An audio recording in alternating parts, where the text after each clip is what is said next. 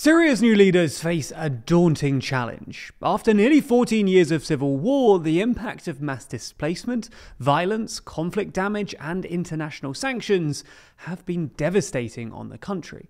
From the outbreak of the war in 2011 to 2023, Syria's economy contracted by an estimated 85%.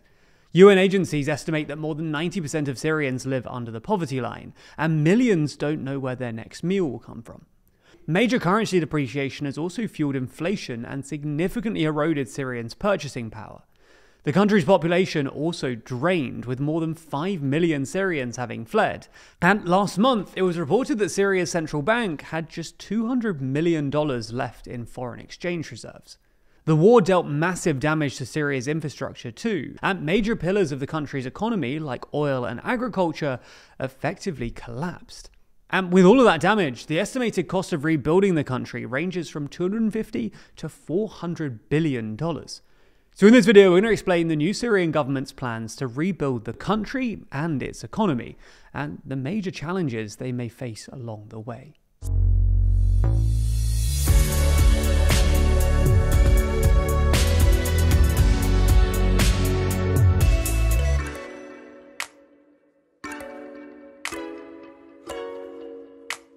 Never miss an episode and always feel in the loop by subscribing and ringing the bell. An important early step to recovery for Syria is securing relief from international sanctions currently imposed on the country. In response to then President Assad's violent repression during the civil war, Syria was slapped with significant sanctions from the likes of the European Union and United States. These sanctions include oil and arms embargoes, export and import restrictions, strict financial limitations, and more. Adding to the complication is the fact that the Islamist group at the helm of Syria's new government, former al-Qaeda affiliate HTS, is still designated as a terrorist group by much of the international community.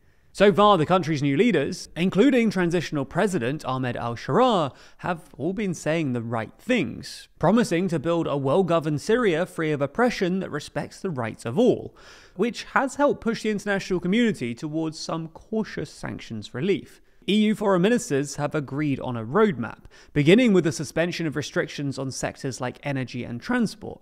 However, they've insisted that these measures would be swiftly reimposed if the wrong steps are taken by the new government. The United States, meanwhile, eased some humanitarian aid restrictions in December and removed a $10 million bounty for al-Sharaa. And new US Secretary of State Marco Rubio has hinted that sanction relief could be cautiously used too.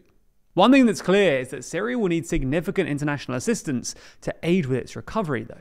Under Assad, Syria's only main international allies, and the Assad regime's lifeline, were Iran and Russia, which exported food and fuel to Syria, allowing it to rack up significant debts to Tehran and Moscow. However, rather than seeking to repay that Assad-era debt, the new Syrian government looks likely to seek reparations for years of war. For example, last week saw the first visit by a Russian delegation to Damascus since Assad was toppled, and a Syrian government statement said it, quote, highlighted Russia's role in rebuilding trust with the Syrian people through concrete measures such as reparations, reconstruction, and recovery. As an aside, the new Syrian government has a decent amount of leverage over Russia at the moment, as the fate of the strategically important Russian airbase at Hmeimim and naval facility at Tartus is currently the subject of, quote, frank discussions between Moscow and the Syrian government.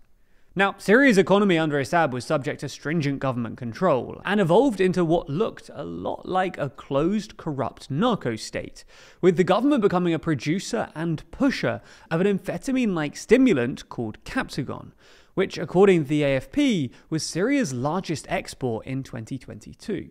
However, Syria's new government has started to outline its own vision for the system that it wants to build. The Syrian foreign minister told the Financial Times that the government plans to privatize state-owned ports and factories and open up to foreign investment, including exploring public-private partnerships for investment in things like airports, railways, and roads. And there have already started to be layoffs as the government seeks to shrink the size of the public sector.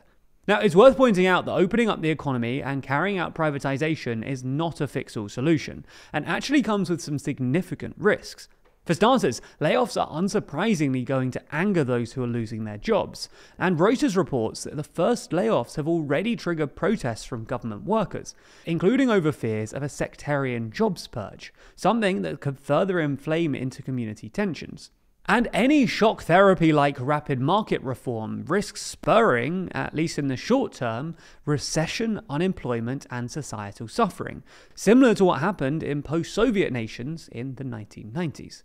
Nevertheless, Syria's new authorities are clearly on a push to drum up international investment, looking towards the Western and Arab worlds rather than Russia and Iran, with the foreign minister visiting Saudi Arabia, the UAE, and Qatar in early January, and then appearing at the World Economic Forum in Davos, where he reiterated that Syria's economy will be open and will open the road for foreign investment.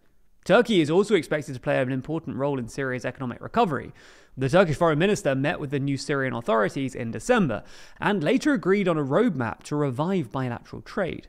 According to Chatham House, Turkish companies such as construction firms are well placed to secure major contracts as Syria's state-led economy transforms into a free market.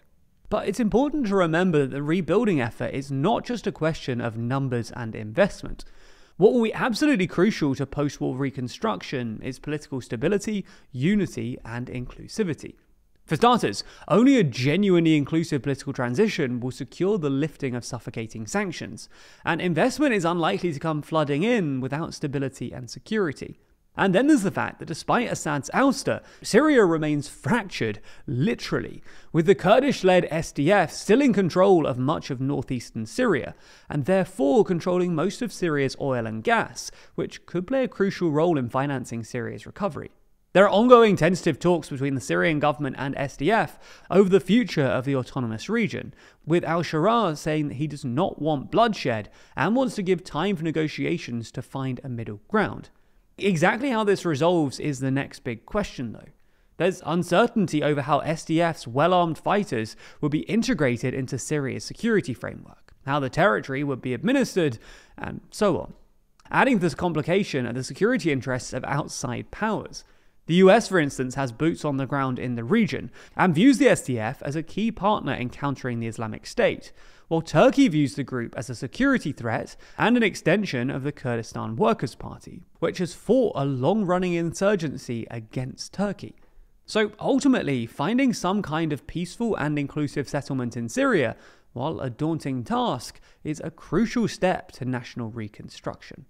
That's not the end of the story though, with 2025 already shaping up to be a rather busy year for news. In fact, there's so much going on that we don't even have time to cover it all. Just in America, there's everything from the question of whether Trump's becoming an imperial president, to America's wild history of territorial expansion, to questioning if the US is actually an oligarchy. All of these things could quickly lead you to saying, WTF USA? Which is appropriately the name of the series, which I'm literally telling you about right now. WTF USA takes a tongue-in-cheek look at the weirder side of US politics, unpacking what Trump's really up to, and why Trump's kind of weird decisions could end up being incredibly impactful. WTF USA is released every other Friday only on Nebula, the streaming service which we co-own with a whole bunch of your favorite creators. Those creators also make a ton of other exclusive Nebula content, including Real Life Law's series War Room. That's a show where every month the Real Life Law team break down all of the ongoing wars and conflicts from around the world to keep you up to date and informed on what's happening and why, which in an increasingly complex world could prove to be a helpful monthly summary to keep you up to date. It's not just original content either. You can also watch every normal TLDR video on Nebula ad-free, and in some instances, before they land on YouTube. If you're not already a member, click the link in the description to get 40% off, which brings the price down to just $36 a year, or $3 a month. That's a real steal considering all of the original content on the platform, and the fact that signing up using our link directly funds the channel and allows us to make more content going forward. So thank you for your support, and please do join us over on Nebula.